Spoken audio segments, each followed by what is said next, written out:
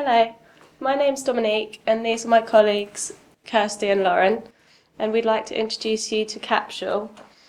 Capsule is a desirable piece of jewellery and it's designed to have a gemstone on the front, and this is the focal part of the product. The capsule opens up and inside you'll find an LCD screen. This can display a picture of the wearer's choice. The difference with Capsule is that it contains a camera module inside. Capsule functions in the same way as a compact digital camera. It has zoom functions, which is the ring around the outside, and also a shutter button to take the pictures. It produces high quality pictures to the same standard as current products on the market. It's designed for people between the ages of 20 and 30, and it's meant to be a luxurious item that they'd want to have to wear. The cost of the products is £350, which reflects the high quality materials that it's made of, manufacturing costs and the components inside. The cost of business will be £200, and this is a 100% markup on our manufacturing costs. The business is going to be set up at home. We want within the first 4 to 6 months to make a website so our consumers can buy our products from the internet. The product is going to be manufactured in Thailand. We're going to be funded by one of each of us, the directors, with £5,000 from our save-ups. And also we're going to have a bank loan of £10,000, and the Enterprise Centre will be able to fund us with £1,500. Our first aim really is to aim business to business. We want to sell bulk orders at wholesale price to local and eventually national jewellers. To do this, we'd like to attend trade shows. Obviously, at the moment, the range is just for females, but eventually we want to expand into a male range. And we want the packaging to be consistent throughout, so we don't want anything too feminine. With it being technical, we are aware that sometimes things can go wrong. So we would offer free updates, and we would also offer free repairs and replacements within that 2-year warranty. We'd also like to look at a possible celebrity endorsement. We are quite a small business just starting out, but we feel that with a high-end product, it would be quite viable to approach a celebrity. And we think that if we could get somebody famous that people look up to wear the product, it would not only raise brand awareness, but if your celebrity idol's wearing it, you'd be more inclined to purchase it yourself. Can I just clarify, you mentioned £350 retail price, £200 trade price that you would sell to the trade effectively, and that was 100% markup, so I'm working, you've got a manufacturing cost of £100. Does that include distribution costs, and does that include packaging, because you talked about velvet pouch and stuff? That £100, does that include? No, that just includes like the raw materials and obviously the labour of putting it together. Okay.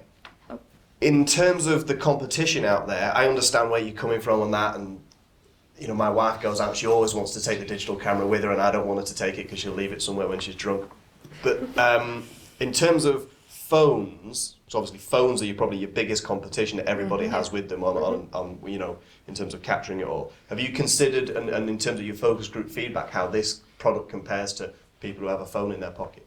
Yeah, well, when we looked at Mintel reports, we discovered that obviously, and seeing in the world, that smartphones, everyone has a smartphone, everyone uses the camera on their phone, but people always own more than one item, and a lot of families own more than one digital camera as well. Yeah. And because we're in two markets, the camera and the jewellery market, we're hoping that that will sort of raise its appeal. Okay. Do you not see its lifespan being sort of short, because it's something everybody will have this year, but how are you going to sustain and continue sales to keep it sustainable as a business? Well, we want to increase the range. First of all the covers will just be a limited range, and then we want to use more precious materials and have a higher price range. And then we, like we said, we want to try and diversify the products so that they appeal to men. There's not many men are going to be wearing a chain around their neck. How do you see that developing? Well, it might be located differently, or I think there are quite a lot of men who wear jewellery nowadays. What material is it made out of? The standard unit would be silver and semi-precious stones, to keep the costs low but still be quality materials that will last. And then we'd consider using other materials such as rose gold, gold, and that would then be reflected in the price. So the Yeah. £350 is for the silver. Okay, that's great. Have you actually got a demo? Have you got one actually working? No, we haven't made one yet. Oh, right, that's a shame. You mentioned Pandora. Did they do anything?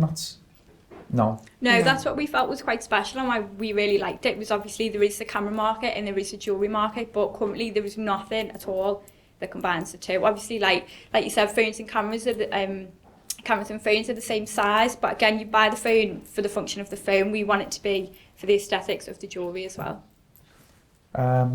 Is there any way to make it a bit more interactive? Everything's going more interactive television programs, interactive games and things like that.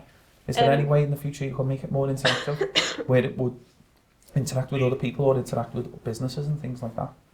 Yeah, well, one of the functions we didn't really mention very much was it could have a wireless internet connectivity, so that when it is in a Wi-Fi hotspot, it would upload all of the images that you've taken to our other picture hosting site, so that your pictures are always secure, always backed up, and no one else will have access to that unless you want them to and you upload them to other sites. Thank you. The target group, you've obviously gone for the female audience initially and then moving on to the male audience, which seems like a very sensible strategy for this product. The target group, however, you've got 20 to 30, but sort of I think you should perhaps think a bit more about the profile in terms of income range and income brackets as well. With a £350 product, you're not just looking for any 20 to 30-year-olds, you're looking for those that are working, probably slightly above average income levels, to spend £350 on what is quite a niche product. Well, we conducted a focus group where we spoke to quite a lot of people throughout the whole age range. We found out because this age range, they're quite concerned with their image and how they look. They do spend a lot of time shopping online.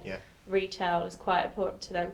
And we found that if they didn't have an income where they could just purchase it straight away, they were considering asking for a present, having it as a gift. Or quite a lot of people, if it has the right image, the product, then they do save up the money to buy it.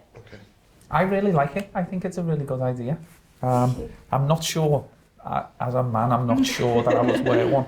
But there's enough women in the world to buy them that you wouldn't even need to sell it to men, I think. Thank you very much. Thank you very much for your time. It's a great product. Thank you. Can I just give you all one of our business cards? Yeah. Please? Yes. Thank you. Thank you. Well done, thanks. Thank you. Thank you.